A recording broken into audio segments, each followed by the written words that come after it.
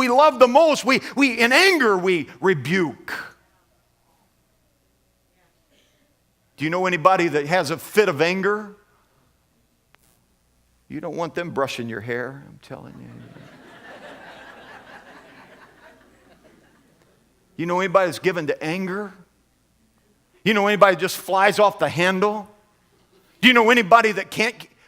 You say, oh, he would never do it to me. He just does it to other people.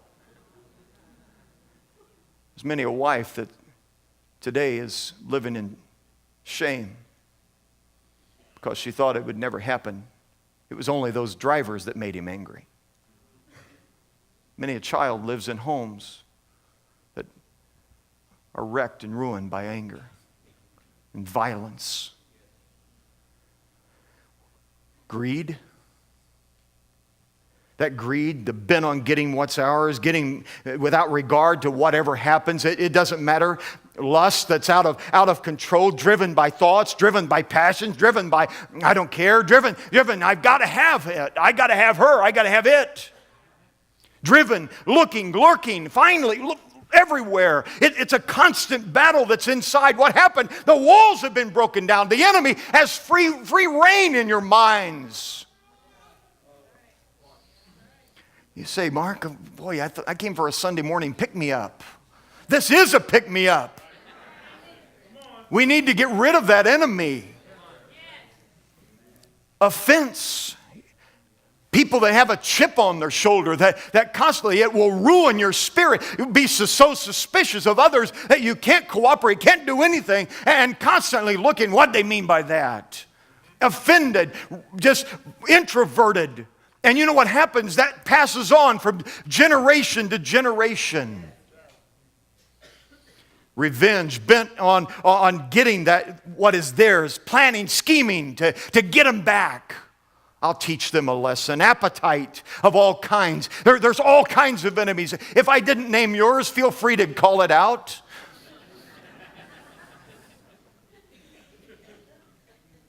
You say, what are you talking about? I'm talking about this, that whenever these things drive you, you can't control it. In other words, that no matter what consequences might come, it doesn't make any difference who's watching where you are. It happens. A disregard to God's warning, a disregard for the concern of others, disregard for everything around them, disregard. Not even caring what God says anymore. You say, aren't they believers? Many times people profess Jesus Christ, but yet are bound by the very enemy that Jesus conquered on the cross. Oh, it never happens here. Oh, really? Who act in such a way they throw caution to the wind? Don't care who sees, don't care. I can sneak around, nobody is going to catch me. Lack of control of our spirits will bring ruin every time. A person that lives in this situation will soon lose their ability to be touched, to be changed, because it becomes so ingrained in them that it's part of their identity. It becomes a part of who they are. Do you know what the book of Proverbs also says in chapter 19? It says, a brother offended is harder to be won than a strong city. And his contentions are like the bars of a castle. It's talking about the bars of a prison. That's exactly what happens. Those enemies that have come in have literally kept you imprisoned by the very passions and the very appetites and the very things, because the walls were down and you had no defense. There was nothing that you could do about it. And there's nothing that you did about it. We don't have to look at a bunch of examples. Let me just look at one. Let's talk about that case study of King Saul. Do you know in King Saul's life that his beginning was great? King Saul, the first king of Israel, the very first one. Matter of fact, he was chosen by God. God selected him out of all. He selected him from the tribe of Benjamin, that smallest of all the tribe, and he brought him forth. And you know that Samuel anointed him. Samuel corked the oil and anointed him. He was anointed. It wasn't like he wasn't just anointed ever. As a matter of fact, he was a great warrior. He was humble. Whenever they went to anoint him, they couldn't find him because he was hiding among the baggage.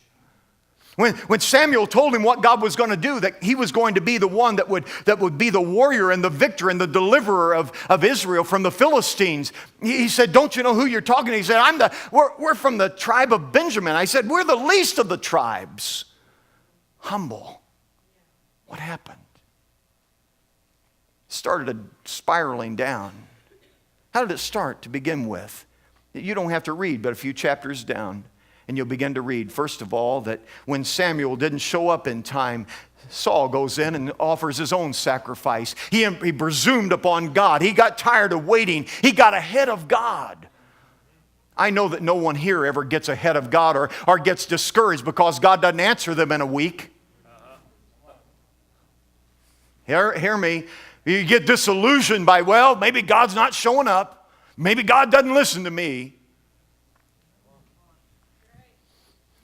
This anointed man, this king, the one that God selected, the one that had been humbled in his own sight. Then it goes on. As a matter of fact, every chapter you'll find that there are things that begin to snowball in Saul's life. He was told to kill all the Amalekites. And don't you know, instead of killing them, God says, Samuel, get down there. He didn't kill them all. He kept the king alive. And he kept part of the animals. He said, I'm going to give them as a sacrifice. You know, isn't that amazing? We put on that spiritual face, that religious face, whenever we aren't doing what we ought to. Well, you know what? God understands my heart. He does understand your heart. He knows that you haven't been listening. It spiraled down so far that soon, when David came along, he got into fear. He got fearful of Goliath. Man, God had given him victories. But now he's fearful of Goliath. And then David comes along, and then he gets fearful of David. And then they sing about David killing 10,000 and Saul has thousands, and Saul gets jealous. Now, I know that never happens to anyone here. Jealousy, envy, pride, rebellion. Oh, I know that's what teenagers do. No, that's what mankind does. I love what John Bevere says, and I know that we've already talked about this in his Undercover series, in his Undercover book. One of the first things he says about submission, he says submission doesn't even begin until you disagree with what you're told to do.